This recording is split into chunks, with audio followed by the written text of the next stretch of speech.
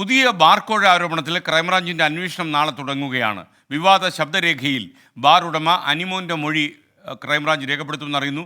ശബ്ദരേഖയ്ക്ക് പിന്നിൽ എന്തെങ്കിലും ഗൂഢാലോചനയുണ്ടോ എന്ന് ക്രൈംബ്രാഞ്ച് പരിശോധിക്കും. ഷഫീദ് റാവുത്തർ വിശദാംശങ്ങളുമായി ചേർന്നു.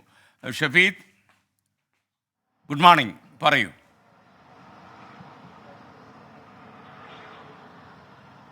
Very good morning. കഴിഞ്ഞ 2 ദിവസമായി സംസ്ഥാനത്തെ രാഷ്ട്രീയം ചർച്ച ചെയ്യുന്ന ഏറ്റവും പ്രധാനപ്പെട്ട വിവാദമാണ് പുതിയ ബാർകോഴ ആരോപണം. ഈ ആരോപണത്തിൽ മന്ത്രി എം പി രാജേഷ് നൽകിയ പരാതിയുടെ അടിസ്ഥാനത്തിൽ ക്രൈംബ്രാഞ്ച് അന്വേഷണം ആരംഭിച്ചിരുന്നു. പ്രാഥമിക അന്വേഷണം ക്രൈംബ്രാഞ്ച് നാളെ മുതൽ ഔദ്യോഗികമായി തുടങ്ങും എന്നുള്ളതാണ് നമുക്ക് ലഭിക്കുന്ന വിവരം. ഈ അന്വേഷണത്തിൽ ആദ്യഘട്ടത്തിൽ പരിശോധിക്കുക അല്ലെങ്കിൽ ആദ്യഘട്ടത്തിലേക്ക് നീങ്ങുക മൊഴിയെടുപ്പ് അടക്കമുള്ള കാര്യങ്ങളായിരിക്കും.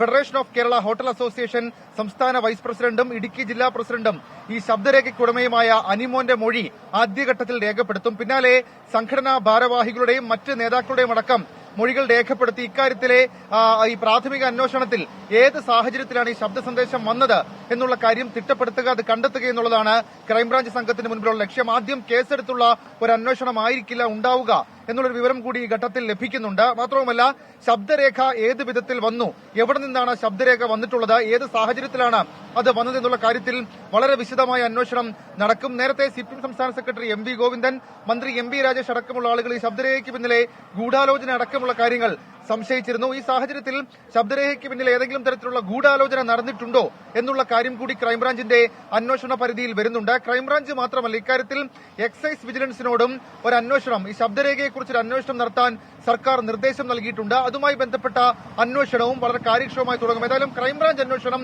നാളെ മുതലാണ് നടക്കുക.